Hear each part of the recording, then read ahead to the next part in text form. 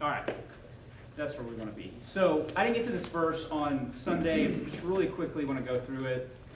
The importance that we can't get into all the background, the way Paul was addressing the Corinthians about marriage and the things going on in Corinth and that society at that time. If you remember, he's telling those that are single, it'd be better for you to remain single at this time. If you're married, of course, stay married. And this is a little condensed version of part of the message he was giving to them. And he states, I would like you to be free from concern. An unmarried man is concerned about the Lord's affairs, how he can please the Lord. But a married man is concerned about the affairs of the world, how he can please his wife. And his interests are divided. And then he goes on and talks the same language about unmarried women. And then concludes there, a married woman is concerned about the affairs of the world, how she can please her husband. So initially you might read this and be like, well, he's saying, hey, marriage is taken away from your service to the Lord. And I guess you can look at that. What he's talking about here is that you'll be divided, but it also is expressing the importance of pleasing each other. The importance of what he's talking about here of men pleasing their wives and women pleasing their husbands. And how that is, the way I look at it, is ranked right below serving the Lord, as he's talking about here. The importance of both. And especially in this climate, and it extends to us, 2,000 years later, the importance of taking care of each other, taking care of each other's needs, and how important that is in the way he talks about pleasing each other. So I wanted to get that real quick, and then we're going to be moving on tonight, talking about his needs. And again, the source is from his needs, her needs, the top 5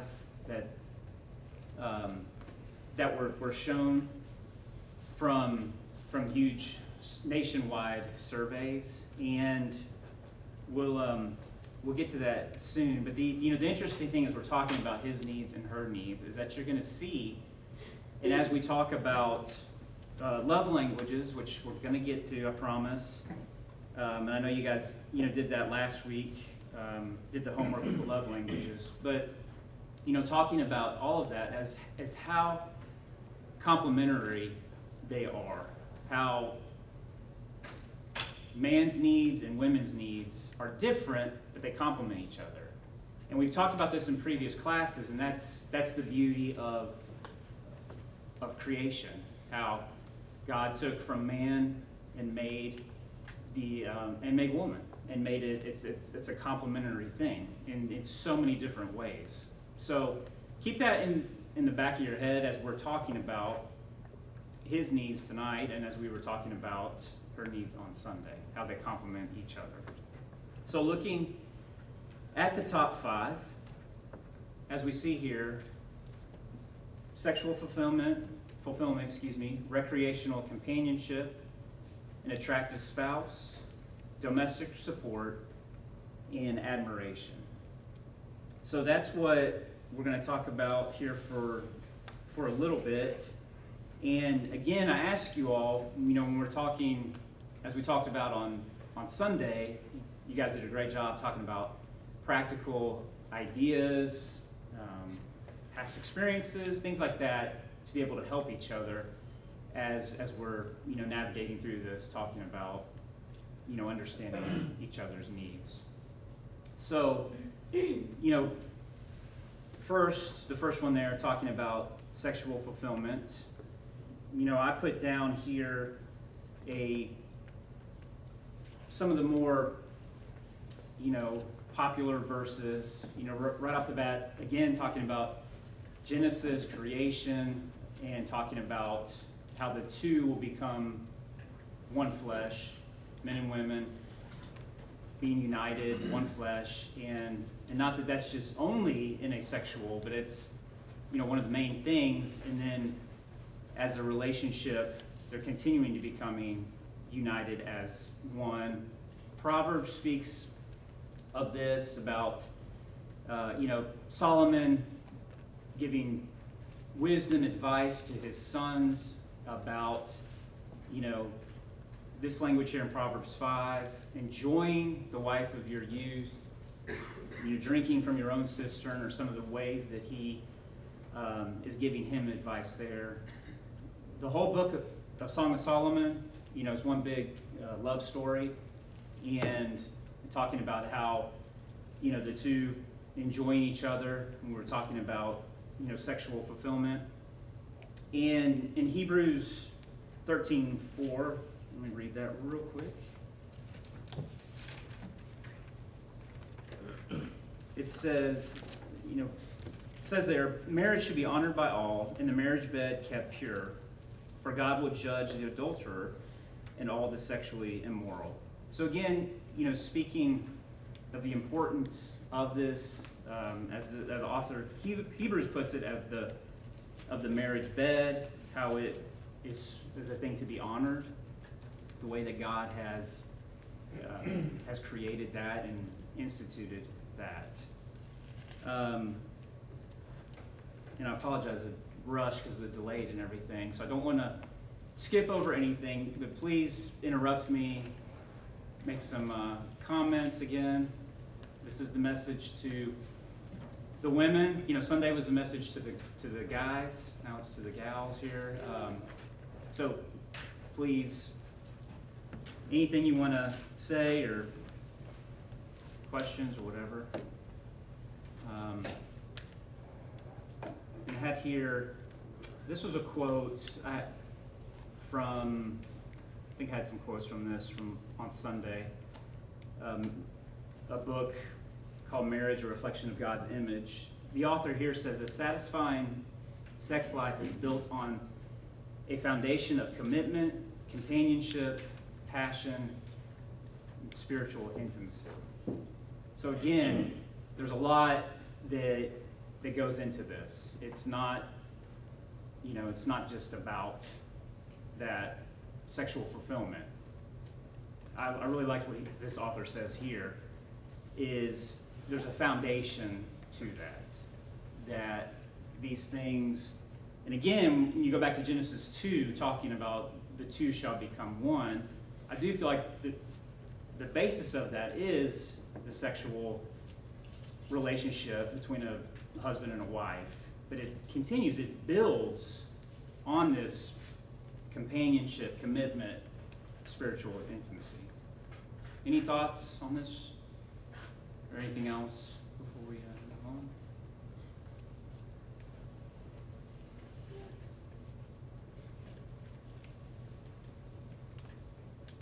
All right. Feel free to, we'll come back, skip around on these. Anything that comes to mind, please interrupt me. So then talking about recreational companionship, the number 2 one there. Does this one surprise anyone, or do any of these surprise you, or anything you feel like's been left out? Again, because these aren't the only needs of guys, of husbands. These were the top 5. So I thought this one was interesting, recreational companionship. Do anybody else think it's interesting? Just me? I thought it kind of was. Yeah. A lot of times, at least, my mindset, when you're going for a run, or when you're going to go on a hiking trip, or if you're going to play a sport, or just really anything that involves just being active, you always kind of in the back of your head picture the man going with his buddies. Yeah. Or going, that's kind of what I have envisioned before. And I really haven't thought too much about that particular one, but that one is the one that stands out to me. Yeah. I think it really goes back to quality time, though. Mm-hmm. I mean, that's one thing that Bo and I always like to do, is go for walks. Sure. and things like that, so. Yeah, that's what I was thinking of too. When you talk about a love language of quality time, it doesn't have to be, you know, Natalie learning how to play golf. You know, we did try that one time. It was fun, you know, and that was it. But you know, there's just certain things, you know, you're like, no, it's okay, you know. But yeah, taking walks, just going to the park or playing games, you know, at your house, learning how to play card games and things like that. That what it's all about, again, is quality time, is spending that time together. Because I know we can all think, unfortunately, we can think of marriages and relationships that as time goes on, you see two people drifting apart. And a lot of times it's because they might just always be doing separate things. You know, they don't have any similar interests as the years go on. And that's obviously really, really dangerous. And, you know, I guess it's a famous quote. It was in one of the books I was reading, and I've heard it before, but the couple that plays together stays together, right? Maybe some of y'all heard that too. But it's true. You know, the more things that you can do together, the more time you can spend together, the more likely you'll stay together over the years. Yes, sir. Well, you know, and that doesn't necessarily have to be athletic endeavors, you know, or that type. When I used to work on the road quite a bit, there were times I would be gone sometimes 2, 3, 4 nights a week. And what became Jane and mine's practice was on Saturday morning, we went out to breakfast. That was our reconnect time. Yeah. We would talk on the phone during the week. We always got to talk to each other. Usually got to talk to each other every evening. That didn't always work out. But on Saturday morning, we went out to breakfast. And that was an opportunity for us to touch base about how our week had gone, what we've been into, and just across the table. Right. Make that connection again and be involved with each other that way. And that falls into that recreational companionship. It's that extra bit of time that you spend, you know, just giving someone your attention. Right. This is something really, really small, but it relates. You know, there have been times in our marriage where we've been just super, super busy with taking classes online, or, you know, studying for exams, you know, earlier in our marriage, and even here recently, we've been really busy with needing to do some things like that for work. And what we've tried to do is, at least when we're both working on those things, we try to at least be in the same room as one another. Like, we'll sit at the dining room table together. She's working on something, I'm working on something, but we're at least together in the same room. If we can't have couch time, or if we can't talk, we at least try to be around each other. That helps. Very good. I think it's gonna involve some give and take. It might not be that it's your favorite activity, Right. but you know that he enjoys it, or you know that she enjoys it. That's so true. I mean, I want to call on some of y'all to give some good examples of that. Natalie has been to some football games, and I appreciate her for doing that.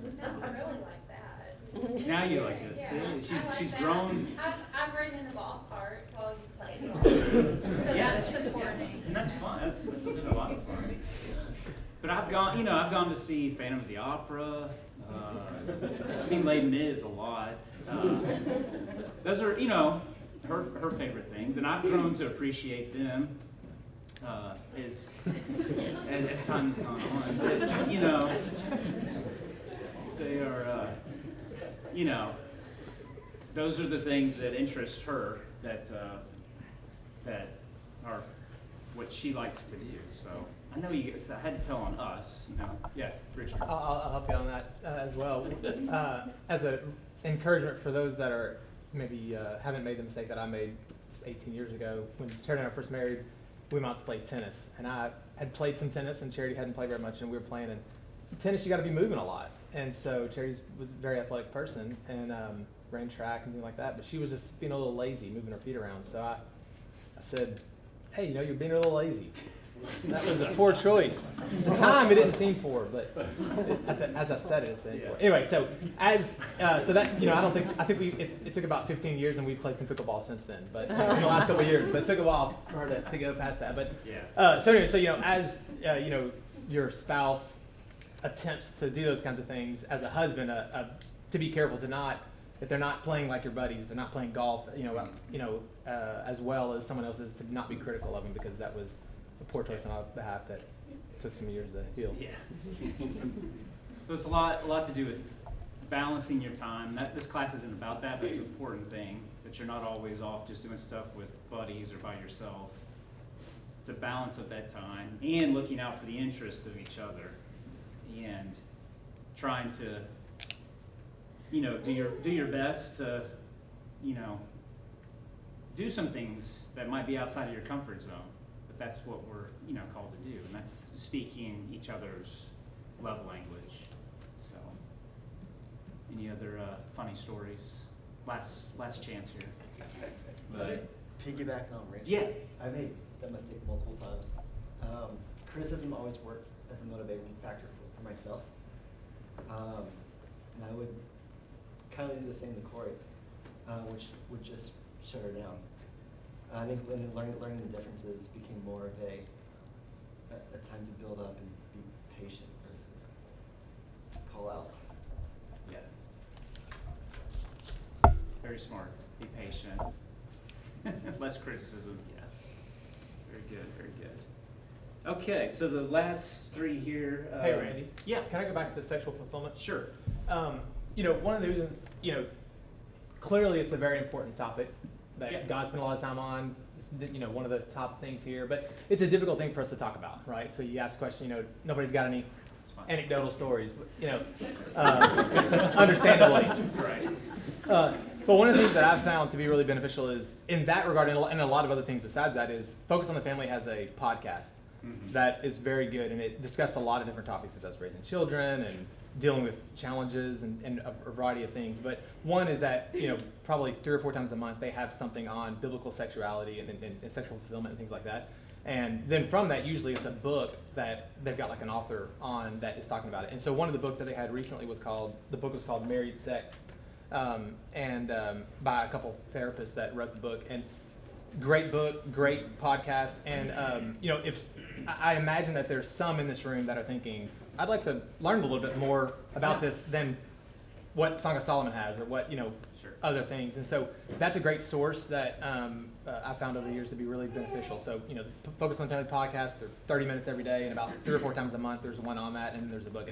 And that's one, and it's really good. One of the things in that book that they talk about is, it's a difficult topic to discuss in a small group or in a Bible class setting. And so one of the things they talk about is that, you know, and it's not the type of thing you want to go to Google and do a Google search for, and you know what might come up. Right. So they just talk about that and say, you know, this is a great format for that, is where you have psychologists and psychiatrists and people that have met with couples and, you know, and studied that for years, and then write a book about it, and then to be able to review it, read it, discuss it with your spouse in a private setting is a really great format for it. So just something that I thought I would encourage as a place to get some good resources from. Well, I appreciate that very much. You know, and jumping over to the love languages, because we're going to have to mix them together. I'm going to wait till the very end of class, but we're probably going to run out of time. But I'm not going to ask for show of hands from the guys, but I know that, you know, the way it's put here with the love languages, you know, physical touch is the way that Gary Chapman puts it, is probably 1 or 2 for most of the guys in here. So it's very, very important, and it's important to have those discussions as couples, you know, newlyweds all the way, you know, through our marriages. But if you took the quiz, you know, hope you did, and if you didn't, there's still some copies left. There's just some really good questions on here. What is more meaningful to me when it comes to things like this? And again, it's good to have that open dialogue, that you know each other's love language. That way we can, facilitate to each other's needs, speak that language in whatever way possible. And I've got some more slides that have some good recommendations on that that we'll get to here in a little bit. So going back to the top 5 here, an attractive spouse. So that, it's important. That's what attracts us to each other. That's what is the initial attraction, right? And then that's what we build on. It's, again, not just about looks, but it is important. And then inside is what we're striving for, the inside beauty that goes along with outside beauty.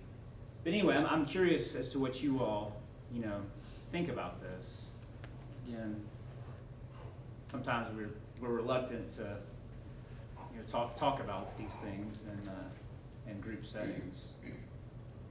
Yeah.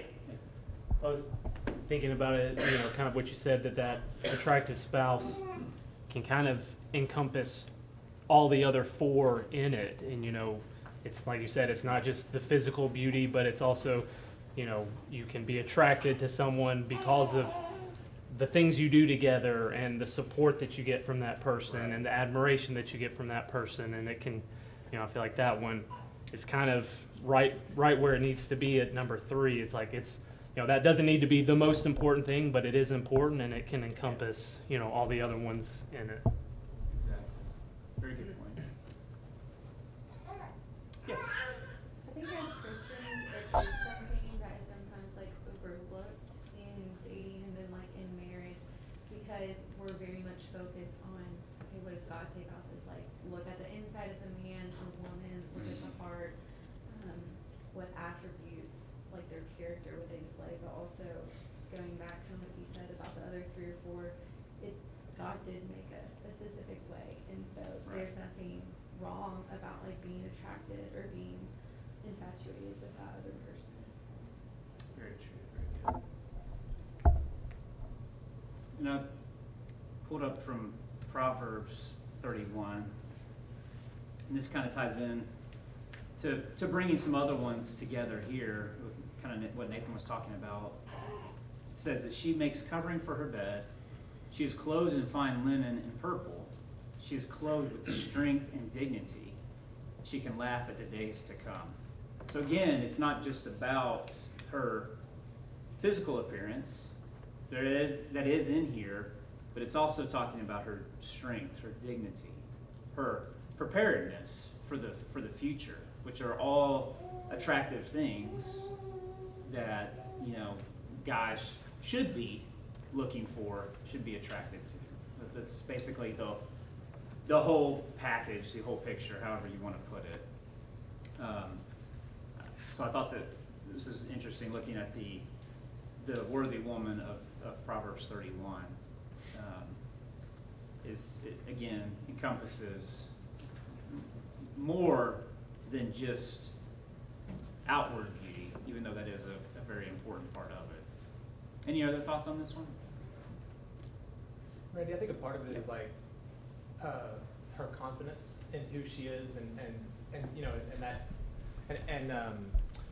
think even like you see in movies maybe more so, and I guess in real life too, but you have people who have a male that has an affair with someone that they work with, but that person's not prettier in physical attraction maybe than their spouse, but they're always dressed up. They're always they're maybe more confident in their behavior. They're more assertive to that man, and so therefore that's how that affair often turns when their wife at home is or not is prettier from those standards. And so I think a part of that is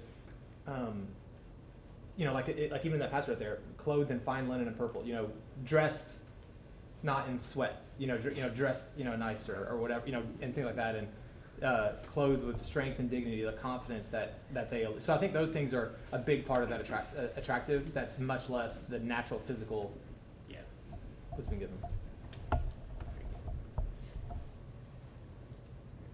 All right, moving on. I hate to rush through this, but trying to get through everything tonight. Domestic support, so support on the home front. And again, here's a good verse from Proverbs 31. She watches over the affairs of the household and does not eat the bread of idleness. So again, confidence, Richard was talking about, confident in how she's taking care of things, that duty, that very important duty of taking care of the affairs of the house. What are your thoughts on this?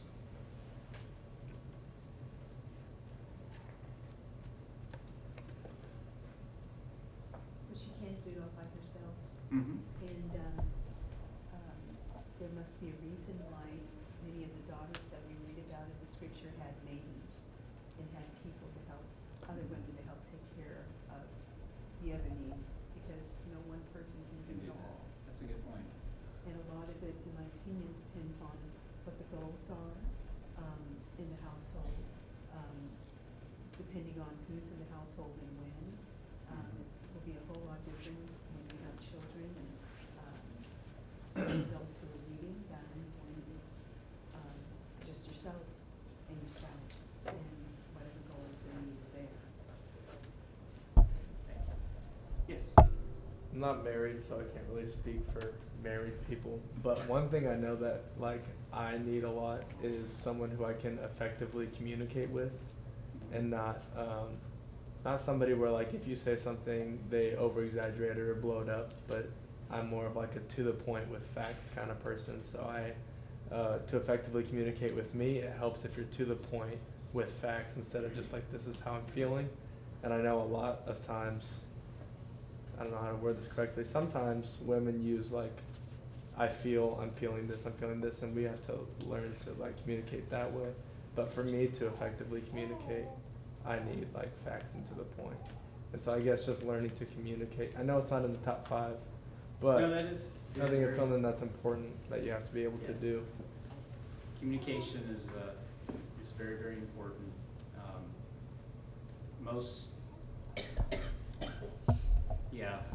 And guys and girls have different ways of communicating, just what you're talking about. So learning how to speak, not just verbally, but in some of these actions, part of the love languages, are very important to meet those expectations, those needs that each one of us does need. Yes, sir. Remember, we have 2 classes later on communication. Good. Make sure you're here. Everybody will be here. No, those are great. Those be very important classes. All right, looking at admiration. Very important.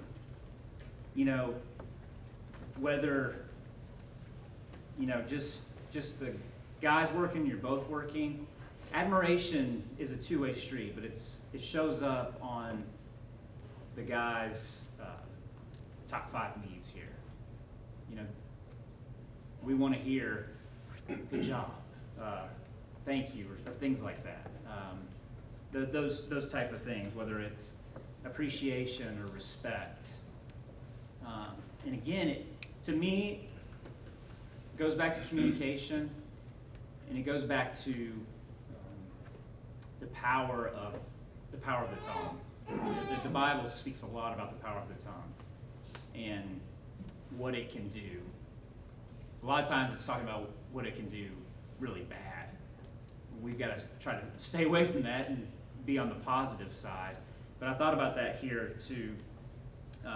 I've written down Proverbs 18:21. Death and life are in the power of the tongue. So what you can do to build up your spouse, you know, just with simple words of appreciation and admiration, those type of things is extremely important.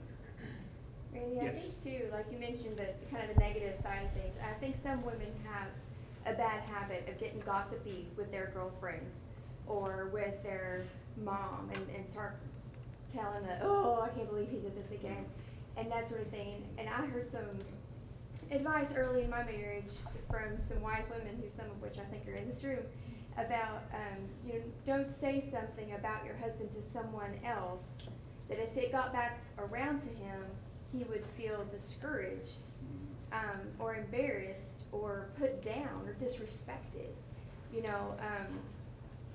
And so that includes those kind of things. And maybe you just feel like you're just venting, but you're shaping the way other people view your husband.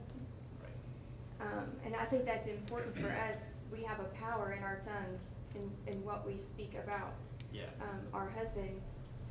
And I think that ties into that admiration and showing him respect and appreciation for who he is as a person, to not go airing dirty laundry just because I'm, you know, feeling Right. frustrated about it in the moment. That's a great point.